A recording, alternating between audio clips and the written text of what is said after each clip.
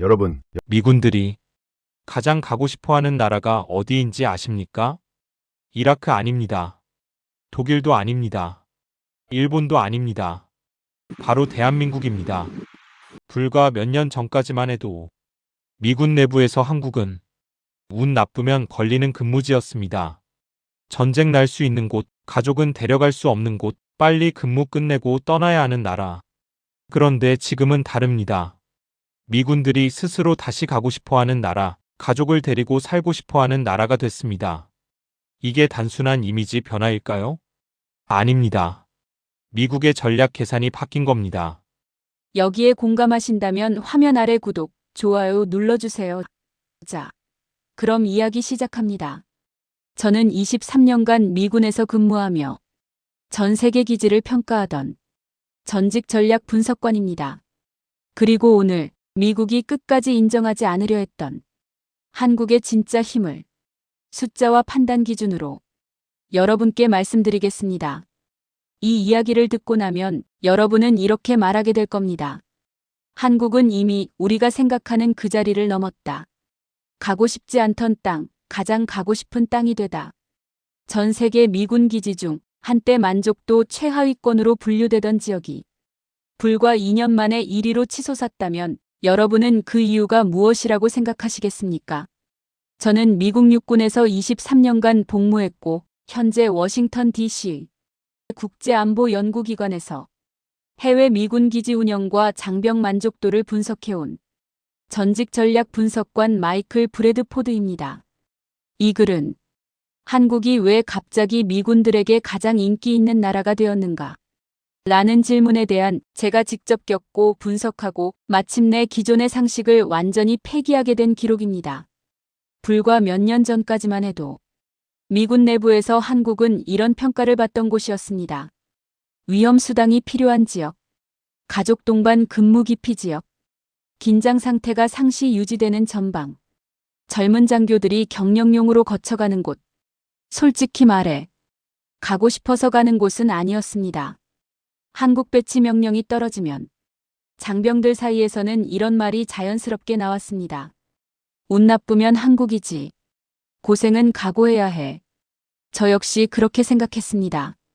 북한과의 휴전선, 주기적인 군사 도발, 언어 장벽과 문화 차이, 그리고 무엇보다 전쟁이 다시 날 수도 있다는 인식. 전략 분석가의 시선으로 보기에 한국은 늘 관리해야 할 위험 지역이었습니다. 그런데 이상한 변화가 감지되기 시작했습니다. 처음엔 미세했습니다. 재계약률이 조금 오르고 가족 동반 신청이 늘어나는 정도였죠. 하지만 분기별 데이터를 쌓아보자. 이건 우연이 아니었습니다. 한국 재배치 희망률 급등, 가족 동반 근무 신청 폭증, SNS에서 한국 가고 싶다는 영상 확산, 참전 용사들의 한국 선호 현상. 특히 충격적이었던 건 이라크와 아프가니스탄을 다녀온 베테랑 병사들의 반응이었습니다. 이번엔 한국이었으면 좋겠다. 이제는 안전한 곳에서 살고 싶다. 전쟁을 겪은 사람들이 한국을 안전한 곳으로 인식하고 있다는 사실. 이건 기존의 군사 상식으로는 설명할 수 없는 일이었습니다. 그리고 결정적인 순간이 찾아옵니다. 2022년 전 세계 200여 개 미군 기지를 대상으로 한 종합만족도 조사 결과 대한민국 1위, 재계약률 90% 이상, 가족 동반 만족도 최고 등급, 생활 안정성, 의료 접근성, 교육 환경, 모든 항목에서 상위권. 보고서를 처음 열어본 순간 저는 솔직히 데이터 오류를 의심했습니다. 이건 말이 안 된다. 하지만 검증 결과는 같았습니다. 측정 방식도 샘플도 기준도 모두 이전과 동일했습니다. 바뀐 것은 단 하나. 한국 자체였습니다. 그때 처음으로 제 머릿속에 이런 질문이 떠올랐습니다. 혹시 우리가 한국을 10년, 20년 전 기준으로 계속 보고 있었던 건 아닐까? 그리고 바로 그 질문이 이 긴 이야기의 시작이 되었습니다. 제가 왜 한국을 가장 위험한 근무지로 분류해 왔는지, 그리고 그 판단이 어디서부터 틀어지기 시작했는지를 구체적인 내부 평가 기준과 함께 말씀드리겠습니다. 제1장. 미군은 왜 한국을 두려워하면서도 떠나지 못했는가? 여러분, 강한 나라는 보통 존경받습니다. 하지만 진짜 강한 나라는 두려움과 신뢰를 동시에 받습니다. 대한민국이 바로 그런 나라가 되었습니다. 미군은 한국을 만만하게 본 적이 없습니다. 그렇다고 처음부터 존중한 것도 아니었습니다. 한국은 늘 그 중간에 있던 나라였습니다. 위험하지만 버릴 수는 없는 곳. 이 모순된 평가가 수십 년간 한국을 따라다녔습니다. 미군 전략 문서에서 한국은 항상 불편한 존재였습니다. 전쟁 가능성은 높은데 그렇다고 포기하면 아시아 전체 균형이 무너지는 나라. 그래서 미국은 늘 계산했습니다. 지킬 것인가 버틸 것인가. 그리고 오랫동안 그 답은 명확하지 않았습니다.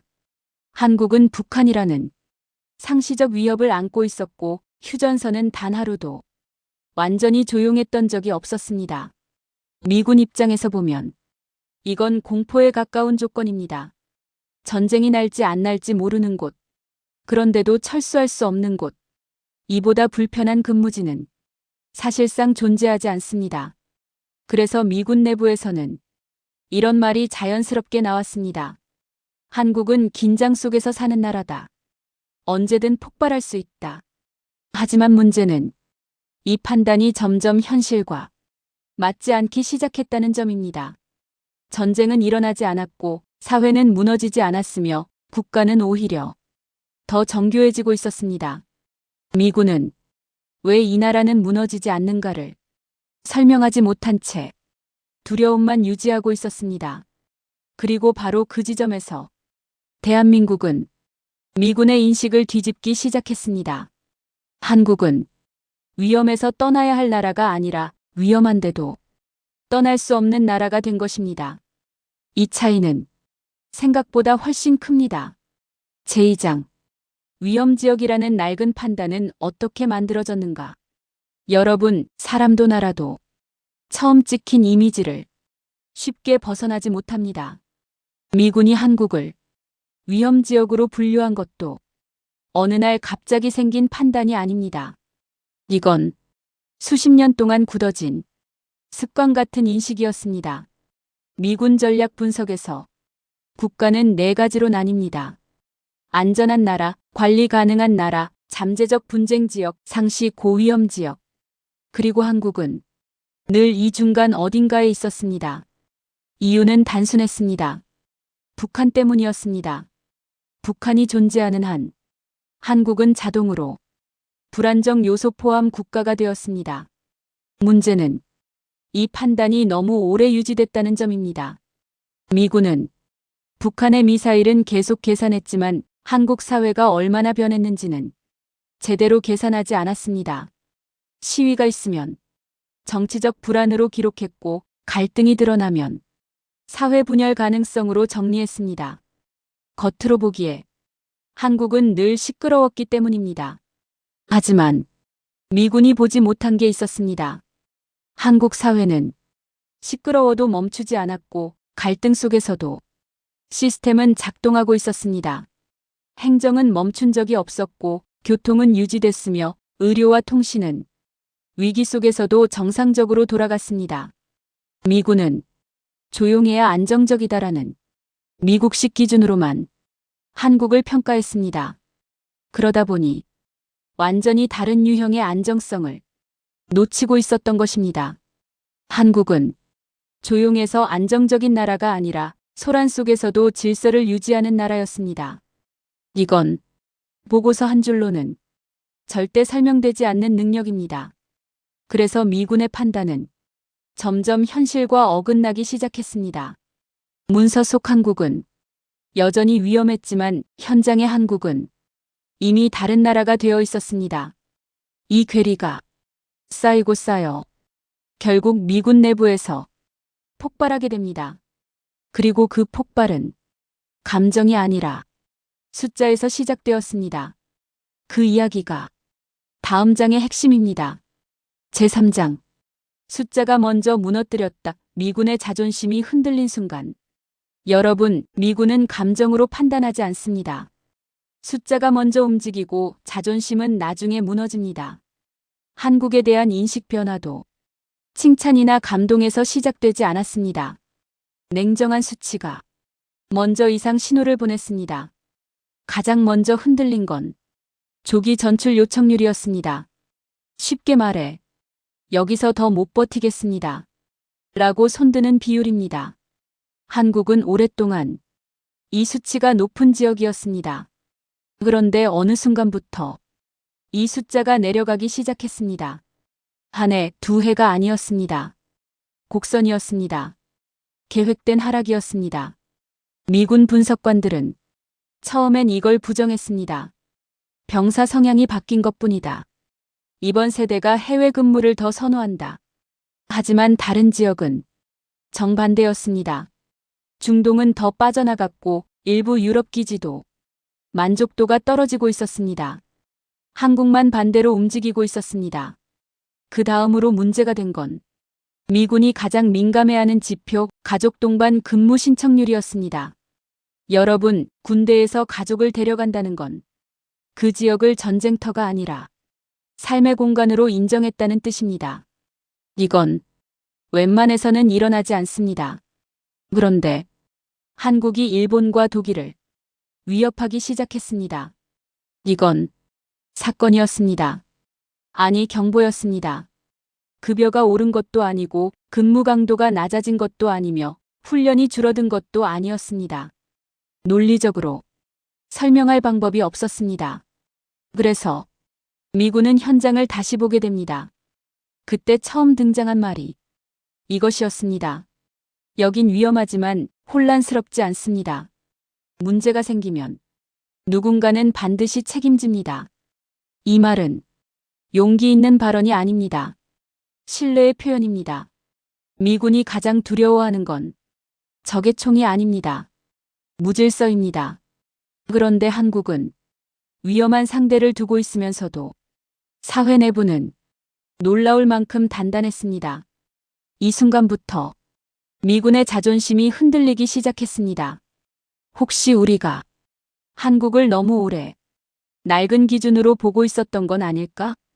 이 질문이 미군 내부에서 나오기 시작했다는 것, 그 자체가 이미 판정이었습니다. 제사장, 조용하지 않은데 무너지지 않는 나라라는 충격. 여러분, 미군이 가장 이해하지 못한 한국의 특징은 이것이었습니다. 시끄러운데 무너지지 않는다. 미국식 기준에서 이건 모순입니다. 조용해야 통제가 가능하고 질서 있어야 안정적이라는 게 미군의 기본 사고입니다. 그런데 한국은 그 공식을 깨버렸습니다. 평소엔 의견이 넘쳐납니다. 비판이 거칩니다. 충돌도 많습니다. 미군 분석관들은 이걸 약점으로 봤습니다. 이렇게 분열된 사회가 위기 상황을 버틸 수 있을까? 하지만 실제 위기가 닥치면 한국은 완전히 다른 얼굴을 드러냈습니다. 누가 명령하지 않아도 줄이 생기고 정보가 공유되고 규칙이 퍼졌습니다. 통제는 위에서 내려오지 않았습니다. 아래에서 자동으로 작동했습니다. 이건 훈련으로 만들어진 질서가 아닙니다. 경험으로 단련된 질서입니다. 미군은 이걸 끝까지 인정하지 않으려 했습니다. 왜냐하면 미국식 민주주의 교과서에는 없는 모델이기 때문입니다. 자유로운데 통제된다. 비판적인데 협조적이다. 개인적인데 집단적이다. 이건 설명할 수 없는 나라였습니다. 결정적인 충격은 위기 대응 시뮬레이션에서 나왔습니다. 경보 전달 속도, 행정명령 하달, 민간 협조 개시 시간. 한국은 항상 상위권이었습니다. 그것도 완벽해서가 아니라 빠르게 수정되기 때문에 강했습니다. 미국은 완벽한 계획을 세우느라 늦고 한국은 불완전하게 시작해도 즉시 고쳐나갔습니다. 이 차이는 전쟁에서 치명적입니다. 그래서 보고서 문장이 바뀌기 시작했습니다. 상시 고위험 지역 대신 고위험 환경 속 고신뢰 국가. 군사문서에서 이 표현은 거의 사용되지 않습니다. 이건 칭찬이 아닙니다. 판정입니다. 그날 이후 한국은 더 이상 불안 요소가 아니라 계산에 넣어야 할 축이 되었습니다. 미군은 드디어 인정했습니다. 한국은 조용해서 강한 나라가 아니라 시끄러워도 절대 무너지지 않는 나라라는 사실을. 제5장 보고서의 단어 하나가 미군의 배치 전략을 바꾸다. 여러분, 군대에서 문장 하나는 사람 수천 명의 이동을 바꿉니다. 특히 전략 문서에서 단어 하나는 곧 정책이 됩니다. 한국을 두고 미군이 처음 사용한 표현, 고위험 환경 속 고신뢰 국가. 이 문장은 평범한 평가가 아니었습니다. 기존 배치 전략을 정면으로 부정하는 선언이었습니다. 과거의 한국 근무는 짧고 빠르게 끝내는 근무였습니다. 경력을 쌓고 다음 단계로 이동하는 일종의 통과 지점이었죠. 그래서 순환 배치가 기본이었습니다. 가능하면 오래 머물지 않는다. 문제가 생기기 전에 이동시킨다. 하지만 평가 문장이 바뀌자 질문이 달라졌습니다. 왜 한국만 이렇게 빨리 빼야 하지? 정말로 오래 머물 수 없는 곳인가? 이 질문은 미군 내부에서 금기와도 같았습니다. 한국은 늘 머무르기엔 위험한 곳으로 가정돼 있었기 때문입니다. 그런데 데이터는 정반대를 말하고 있었습니다. 장기 근무 희망률 상승, 재계약 비율 급증, 전문 인력 자원 증가. 이건 우연이 아닙니다. 미군은 결국 순환 배치 개념을 한국의 안에 완화하기 시작합니다. 장기 주둔 가능성 검토, 가족 동반 정책 확대, 주요 전력 상시 운용. 이 조치들은 신뢰 없이는 절대 불가능합니다. 두 번째 변화는 배치 인력의 질이었습니다. 이전엔 젊고 미혼인 병사 위주였다면 이제는 경험 많은 중견장교, 전쟁을 겪은 베테랑, 전문 기술 인력이 한국을 선택했습니다. 이건 대단히 상징적인 변화입니다. 위험을 모르는 사람들이 아니라 위험을 너무 잘 아는 사람들이 한국을 선택했기 때문입니다. 그들은 말했습니다. 여긴 예측 가능하다. 여긴 뒤통수를 맞지 않는다. 전쟁터에서 가장 중요한 건 용기가 아닙니다. 예측 가능성입니다. 그리고 한국은 그 조건을 충족시켰습니다. 이 순간부터 한국은 더 이상 임시 배치지가 아니었습니다. 미군 전략 속에서 장기 운용 가능한 국가로 격상된 것입니다. 제6장 전초기지에서 중심축으로 미국의 계산이 바뀐 순간. 여러분, 전초기지라는 말은 군사적으로 매우 냉혹한 단어입니다. 전초기지는 지켜야 할 곳이 아닙니다. 필요하면 비우고 철수할 수 있는 곳입니다. 오랫동안 한국은 그 범주에 있었습니다. 유사시 미군의 계산은 단순했습니다. 시간을 벌고 핵심 전력은 후방으로 이동한다. 이건 한국을 버린다는 뜻이 아니라 우선순위의 문제였습니다. 하지만 이 계산식이 조용히 무너지기 시작했습니다. 미군 내부 회의에서 이런 질문이 나오기 시작한 겁니다. 한국에서 철수하는 시나리오가 과연 현실적인가? 과거에는 당연한 가정이었습니다. 이제는 불편한 질문이 되었습니다. 왜냐하면 한국은 더 이상 불안정한 전초기지가 아니었기 때문입니다. 오히려 아시아에서 가장 안정적인 운영 기반이었습니다. 그래서 전략 자산 배치가 달라졌습니다. 상시 전력 확대, 합동 운용 범위 증가, 훈련의 질적 격상. 이건 단순한 병력 문제가 아닙니다. 신뢰의 문제입니다. 미군은 신뢰하지 않는 나라에 핵심 자산을 두지 않습니다. 그런데 한국은 그 예외가 되었습니다. 한 미군 장성이 회의 중 이렇게 말했습니다. 한국은 우리가 가장 늦게 도착해도 가장 오래 버티는 나라다. 이 말은 군사력에 대한 찬사가 아닙니다. 국가 운영에 대한 평가입니다. 그래서 미국은 결론을 바꿨습니다. 한국은 지켜줘야 할 전초기지가 아니라 함께 버텨야 할 중심축이라는 판단입니다. 이 순간부터 한국은 전략의 주변이 아니라 전략의 중심에 들어왔습니다. 전쟁을 막기 위해 존재하는 나라에서 전쟁이 나도 무너지지 않을 거라 믿게 된 나라로. 이 차이는 상상 이상으로 큽니다. 그리고 이 변화는 아직 끝나지 않았습니다. 제7장. 미국이 끝까지 인정하지 않으려 했던 단 하나, 한국의 시민. 여러분, 미국이 한국을 다시 보게 된 결정적 이유는 무기체계도 군사기술도 예산도 아니었습니다. 미국이 가장 늦게까지 인정하지 않으려 했던 것, 그리고 결국 인정할 수밖에 없었던 것. 그건 바로 한국의 시민이었습니다. 전략 분석에서 시민은 언제나 불안 요소입니다. 통제되지 않고 예측하기 어렵고 위기 상황에서는 가장 먼저 무너진다고 가정하기 때문입니다. 그래서 미국은 늘 이렇게 전제해왔습니다. 위기가 오면 시민이 먼저 혼란에 빠질 것이다. 이 가정은 수많은 나라에서 놀라울 만큼 정확했습니다. 하지만 한국만은 예외였습니다. 평소의 한국 사회는 미국 기준으로 보면 솔직히 말해 매우 불안해 보였습니다. 의견은 거칠고 비판은 노골적이며 시위는 잦았습니다. 미군 보고서에는 이런 문장이 반복해서 등장했습니다. 사회적 분열 가능성 높음. 위기 시 시민 저항 가능성 배제 불가. 미국식 기준으로 보면 이건 분명 약점이었습니다. 그런데 실제 위기 대응 데이터를 보면 완전히 다른 결과가 나왔습니다.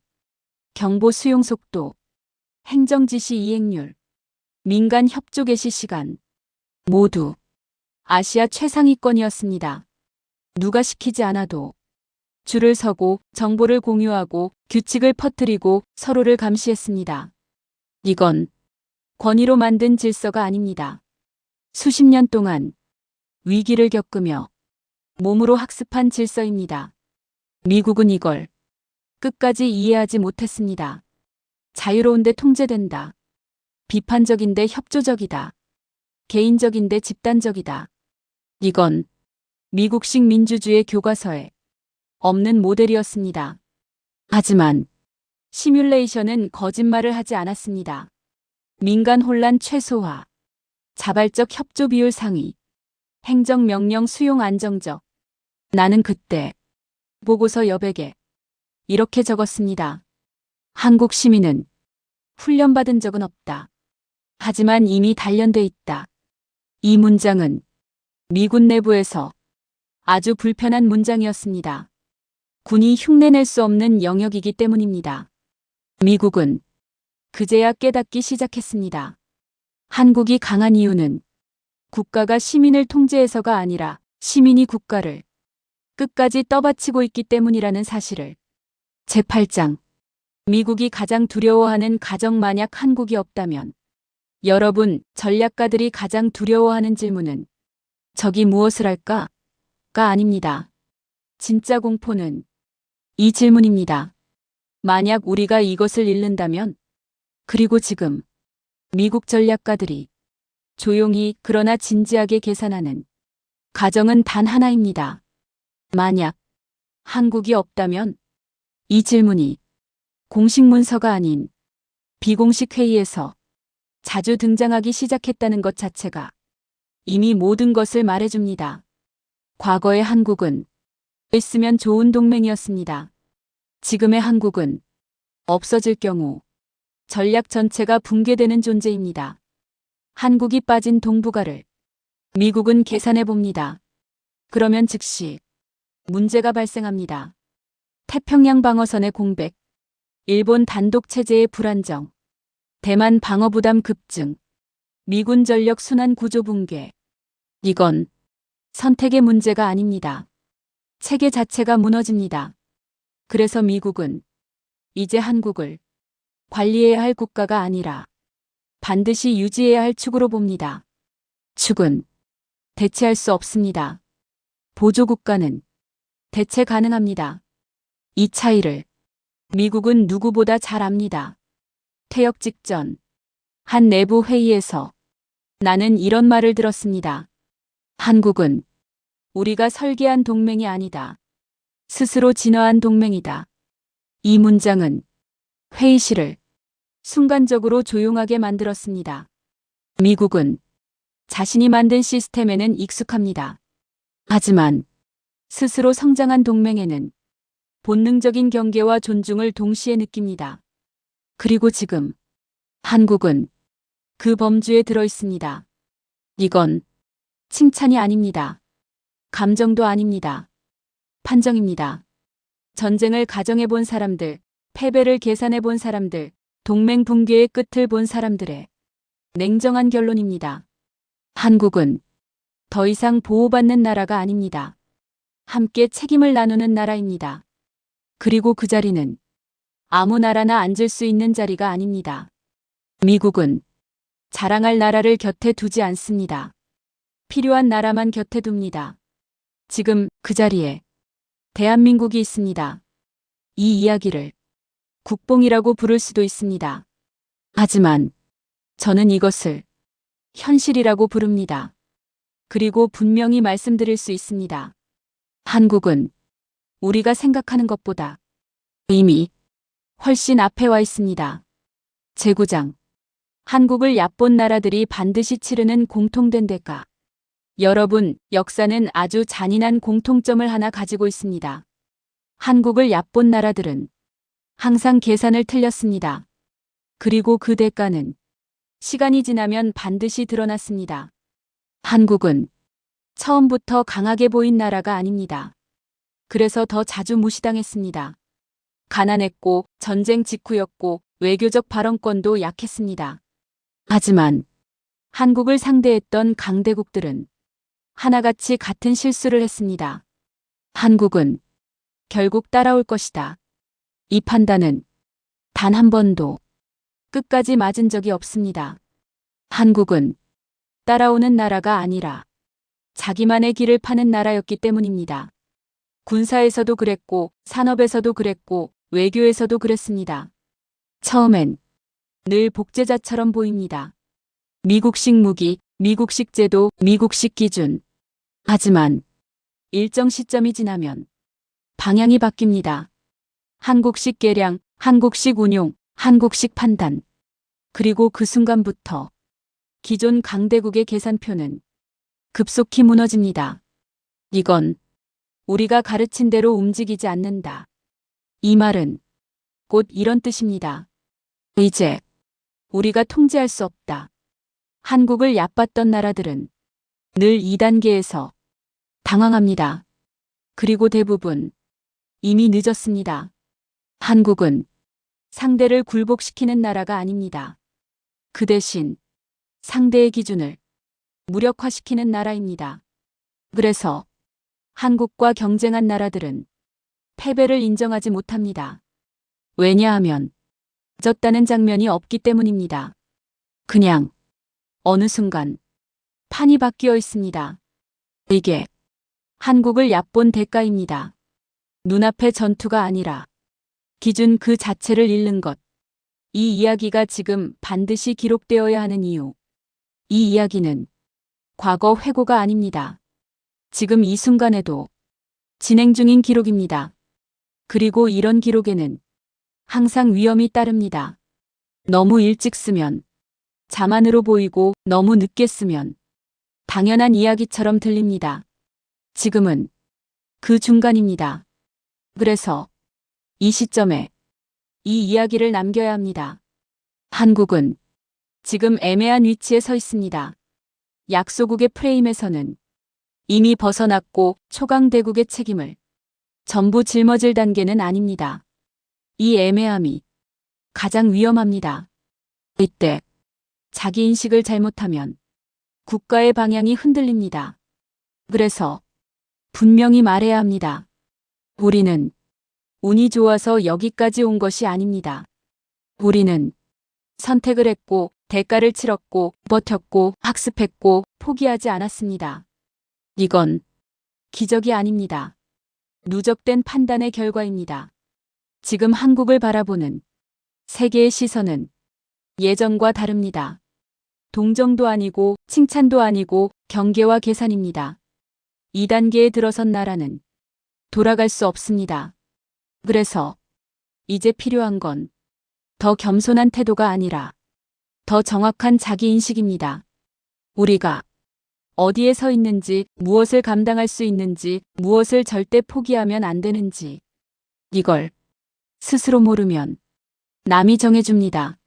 그리고 그건 언제나 불리한 방향입니다. 이 이야기를 국뽕으로 소비하고 끝내도 됩니다.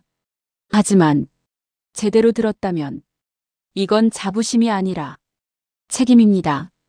대한민국은 이제 남의 선택을 기다리는 나라가 아닙니다.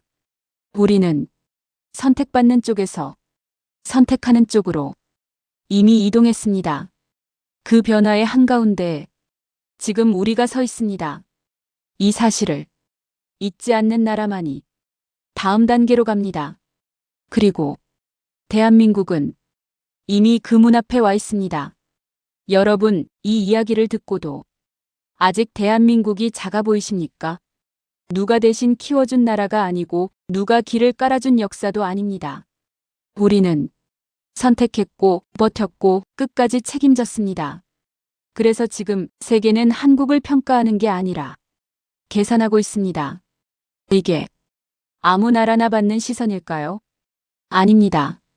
여기까지 온 나라는 아주 많지 않습니다. 이 영상을 보신 여러분께 딱 하나만 묻겠습니다.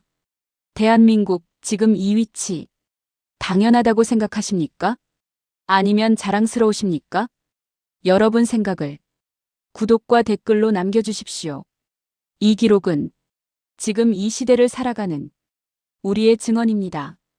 대한민국은 지금도 계속 쓰이고 있습니다.